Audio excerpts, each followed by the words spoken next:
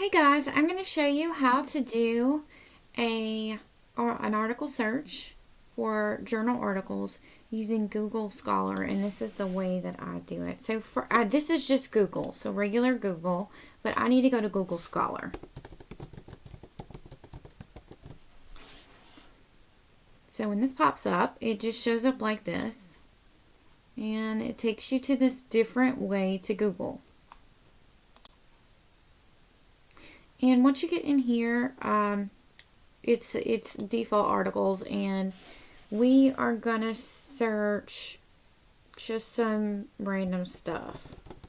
Driving and morals. Let's try that. Alright, so there's all kinds of articles that have come up. It tells you when things are a book versus an article right here. And if you don't see what you need right here, it means you're not using the correct keywords. So try again. So we can do driving, and then you can use these other tricks like this and morals, so that both things are sure to come up. So you have driving and morals, so they all come up. So let's say that this is a search we wanted to do. You can see how many different results you have. This gives you an idea of what you're starting with. And let's say this is what I wanted. So if this is the article I want, you don't click on this link here. Instead, you click on the PDF link. And so I usually click open it as a separate tab.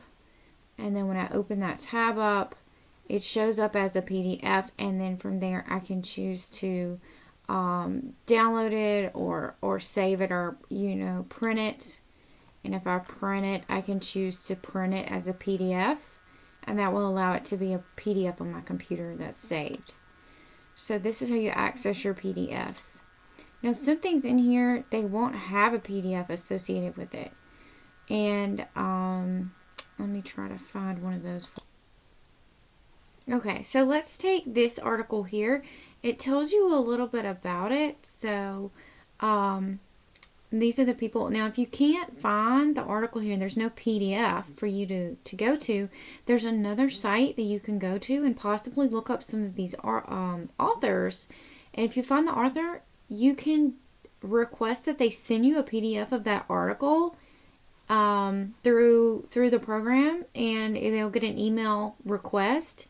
And they'll just respond back to you if they see it, and they'll give you the article. So you don't have to, if you can't find it in a library search or anywhere else, you can get it there. So I'll take you to ResearchGate now so you can see that. Okay, so this is what it looks like on ResearchGate. ResearchGate is like a social media site platform. So it's kind of like LinkedIn, probably, is what it would be most similar to. You set up your own profile in here once you're a published author, or if you're on your way to being a published author. You set up your profile here, and then you link all of your publications in through this system. You just log them in, and your co-authors are listed and everything like that. And other people can then see that, oh, this was a recent publication. They can keep up with you, or they can search for you and ask for, articles. So you would just search for the name right here. And this was the original article I wanted, right? And it was Jay Whedon, but it's really helpful to know their first name. So I clicked on this and opened it up just so I could see the authors, and it's Jason Whedon. So this is who I'm going to try to find in ResearchGate. And a lot of times they give you the author's contact information here, but this can be years old, and people move. So people change universities. They won't be at the same place with the same email address. So it's helpful to go on ResearchGate and try to find them. So that's what I'm going to do. All right, so I am searching here.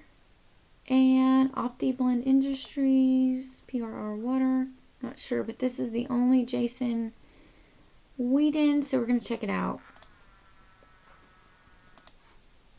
And usually if you find somebody without a picture, it means that they're not on here yet. So their name may be in here, even if they are not in here when they have a publication and they're listed as a co-author on it, but they've never actually signed up into ResearchGate, so they won't have a profile or anything. You won't be able to email them. So let's then go to the second person listed and see if we can find them in ResearchGate. Okay, so this was the next author, Robert Kurzban, and we're gonna see if we can find him. So it's hard to tell. So this is about religiosity. So let's click on this one first. Master of Public Administration. So you're trying to find someone who matches this. So this could be it. So you're just going to look around and look at their previous publications. So projects, morality is a project. So this is probably who we're looking for. And to see if we can find more, I'm going to go up here to research and look up our title. So look for a keyword that's kind of rare. A rare word. You don't want to pick like a very typical word. So I'm going to do that, and I'm going to enter it here and see if it comes up. Okay, what predicts? This is it. So we have this is the article that we were looking for, and it says request full text. So you can click that button and it pops up a little like a little email messenger type thing, and you can request the full text from this author, and hopefully they respond quickly to you. Now going back over into our database, our Google search, let's say this was a paper you really, really liked. This was going to really form the basis of the research you wanted to do, or it was very on point, but you needed something newer. You needed a newer citation because this was from 2013 and it's not exactly right. You need something that builds off of this. The way you find that is you go to cited by, and you can see how many people cited this paper in their own research. So we're going to click on that, and I always open it as a new tab. And then we're going to be able to see all the papers, all those 103 papers who were here, okay? And then you can click this button, search within Citing Articles. And I'm going to just search for a keyword, driver, just because, okay?